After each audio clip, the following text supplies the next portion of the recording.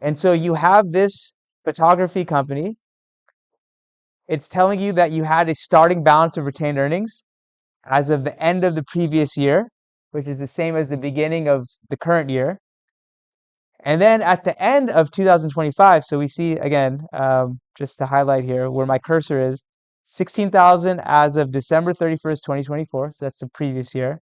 Now at the end of the current year, you have all these balances, okay, for all these different things. So you have some expense accounts, you have cash, which is what? Is it an asset? Is it a liability? Is it revenue? Is it an expense? What is it?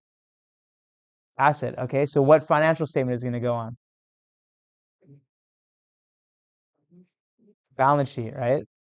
What about expenses? What financial statement does that go on? Income statement, exactly. Okay, so your job will be to go through each of these, figure out what financial statement they're going to go on, and organize the financial statement. So you're going to start with the income statement. So you're going to want to find all the revenue accounts and all the expense accounts, put them into this income statement, find out how much profit was generated. Then you're going to do the statement of retained earnings, where you have a beginning balance of retained earnings. You add in your result from this income statement. You subtract the dividends. That will give you an ending retained earnings balance. And then you're going to do the balance sheet. You're going to list all the assets, all the liabilities, uh, all the contributed capital, and then add in the ending balance of retained earnings, which you calculated in this statement here. Okay, so you're going to now have to apply kind of, really the challenge will be to figure out which of these accounts goes where. Okay, so this will be a test to see if you remember that revenues and expenses go in the income statement, dividends are going to go in the statement of retained earnings, and then assets, liabilities, contributed capital go in the balance sheet. Okay, so I just kind of told it to you. Now try to see if you can apply it here and get the balance sheet. You'll know you did it right if your balance sheet balances, meaning your assets, the total assets equals the liabilities plus equity. And if you've done the other two financial statements correctly, everything will balance at the end.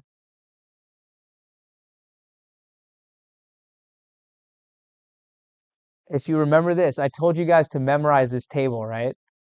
What we're doing is trying to work our way from the bottom of this up to the top, which is our main, what is our main accounting equation?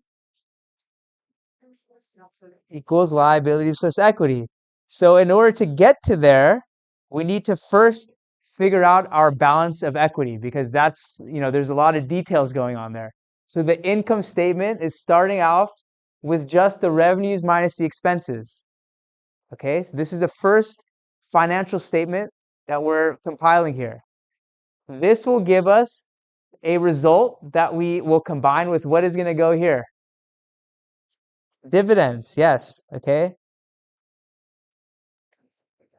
So look, we already got this net income from the income statement. We combine it with dividends to get retained earnings. Okay, so what is this blank here? This is going to be on the quiz. I told you guys to memorize this. So what is it? What are the two parts of equity? There's retained earnings and what? Contributed capital. Okay. Once you have this, this is just common stock, and you can complete your balance sheet because you'll have all your assets like cash, accounts receivable.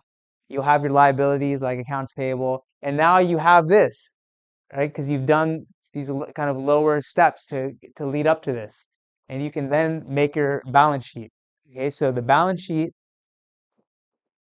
um, is just, you've basically gone through the steps to figure out what your equity balance is, and then you combine that with your asset and your liability accounts, and you then have the complete kind of set of things that you need to balance your equation. Okay, so now going back to our sheet here, so we're going to start at the bottom here. Okay, revenues minus expenses. So if I go through here, I can see insurance expense, obviously an expense. That's going to go on the income statement. Cash, no, that's an asset. That's going to come all the way at the end when we compile the balance sheet. So I don't need to worry about that. Accounts payable, that's a liability. Also at the end, it's going to be on the balance sheet. Advertising expense, yes, that's going to be on the income statement. Because again, the income statement is only the revenues minus expenses. Okay. Service revenue, yes, that's a revenue. Okay, so I'm going to start at the top here. I'll just say revenue. Okay, and I only have one type, service revenue. And I'm going to say it's 80,000. Okay, and I can make the numbers look nice. This is all like little details in Excel. Right now it's just kind of like this unformatted number. If you go up here to this little dollar sign, if you click on that, it formats it into dollars. And you can see I highlighted this whole column or all these cells. And when I do that, it's going to make all of them into these dollars. And then I personally don't like to see the decimal points. So if you go to this little button here, you can click that and it gets rid of those decimal points. Okay. And I can just see that it's the only revenue. There's no other revenue. I can quickly go through here, all these other accounts. There's no other revenue accounts. So that's it. So now if I have my expenses, what do I have? I have insurance expense, 6,000. I have cash. No, I don't need to worry about that yet. Accounts payable. No. Advertising expense, 5,000. Okay. Dividends. No, I don't got to worry about that yet. Accounts receivable, that's an asset. I don't need to worry about that. Notes payable, that's a liability, also not on this financial statement. Salary expense. This though is an expense, 25,000.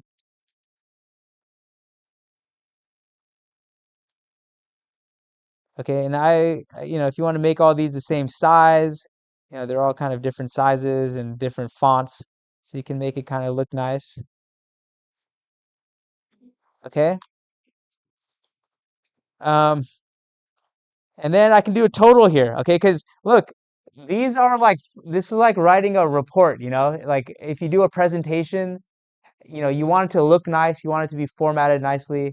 So, you want to make it look a little nice and have some subtotals and stuff. So I can do total expenses.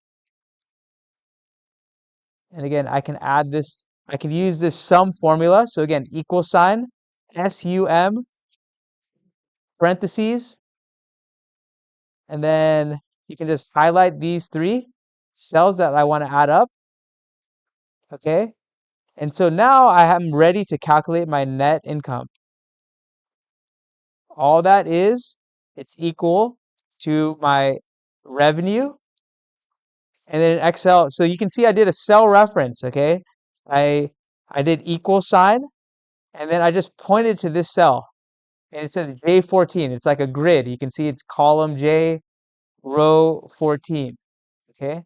Minus this cell, 36,000, J20. 44,000 is my net income. Now, the reason why we use cell references is, let's say I made a mistake. Actually, advertising expense was 8,000. I could just change this number. It will automatically update everything, right? It updated this total expenses and the net income. So by using functions, by using cell referencing, you can have a dynamic spreadsheet. It's going to dynamically change. As you change one thing, it's going to change everything else that's dependent on that. And that's one of the big uses of Excel, why it's such a helpful tool. Okay, so I would get in the habit of using the formulas and cell referencing instead of hard coding numbers. Sometimes you had to, right? Like I hard coded 80,000, but wherever I could use a cell reference or a formula, I did. Okay, so now the statement of retained earnings, you're going to have formatted this as beginning balance, add net income, subtract dividends to get your ending balance. Okay, so now it gave you this information. We just calculated this. The dividends is another account. You can see the balance there, and then you can just use a Excel formula to find the ending balance. Okay, so go ahead and do that. Okay, so it should be pretty simple. It's Let me just fix this, make it look kind of nicer. They're all different fonts and different sizes. So I'll just fix that. Okay, beginning balance. If I look up here, the balance of retained earnings was $16,000 as of December 31st, 2024. All the information that we see is for 2025, what happened in the year 2025. So my starting balance of retained earnings is the same as the ending balance of the previous year. So it's telling me that the ending balance of 2024 is 16,000. That is the same thing as my beginning balance of 2025. Okay, so I'm going to start with a beginning balance of 16,000. I'm going to add, in 2025, I earned $44,000 of net income. I just calculated that from this income statement. So I'm going to do a cell reference to that. I see that my dividends that I paid was 13,000. Okay, so that's a subtraction from retained earnings, right? We're our retained earnings, the definition is your profit minus what you've paid out in dividends. So I've paid out 13,000, and let me format all these nicely into dollars. When you see a number with parentheses around it, it means it's a negative. Okay, when it's like formatted as a dollar. And so all I can do is now add these up. The 13,000 is already a negative. I don't need to do like, I don't need to, I can just add, when you add a positive number with a negative number, it subtracts the negative number, right? So hopefully we all remember that from like whatever 7th grade math. So I'm just going to add all these up, and that's my ending balance for retained earnings. Okay. So now for the balance sheet, I'm going to list all my assets, cash, I had accounts receivable, and you have the balances up here, 37,000,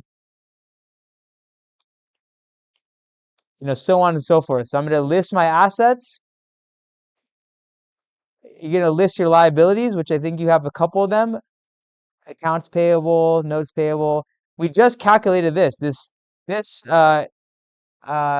question mark. We just calculated the retained earnings balance as of the end of the year. We just calculated here. So now you have everything you need to complete your balance sheet. By the end of this exercise, every account here should have been incorporated into some financial statement. So you can go through and make sure everything in there is accounted for. Let's continue. Let's just finish this. Okay, so I started with the cash, accounts receivable, 8,000. What other asset did I have? What was that? Equipment. How much did I have? What was my balance? Okay, 50,000. Okay, and I'm going to format this, make this all nice. Make these dollars. Okay, and then so my total assets, I'm going to use the sum function and add these up. Okay, so now what are my liabilities? What were they? Accounts payable. Well, how much? 2,000? 7,000? Okay, what else? Notes payable, 12,000. Okay, and where are we getting this? Let's just look up here, just so we're clear. Notes payable, 12,000. Accounts payable, 7,000. Okay, that's where these numbers are coming from. You just had to have had the understanding of going through this list of accounts and understanding which ones were liabilities. Okay, so these two are the liabilities. Yes, I agree. So our total liabilities, again, I'll add these up. Make these look nice. Okay, and now in equity, we have two parts of it, contributed capital and retained earnings. Contributed capital is our common stock. This is when we sold shares of our business to investors and they gave us money in return for that. That's what this common stock account represents. So if we go back up here, we see common stock, 29,000. Okay, and then we have retained earnings. Where do we get that from? This is as of end of the year, 2025. Where is that? Is that up here somewhere? Statement of retained earnings. We just calculated this. This is for 2025, the ending balance as of the end of the year, because we took the January 1st balance, we added whatever net income we earned in 2025, we subtracted what dividends we paid in 2025, and this is our ending balance as of the end of the year. So that's going to basically go here in this balance sheet. Okay, so now we add this up. So total equity equals the sum of these. Okay, so now I can do total liabilities plus equity is equal to this plus this. And lo and behold, total assets equals total liabilities plus equity. Our accounting equation we've just proven is balanced as of the end of the year.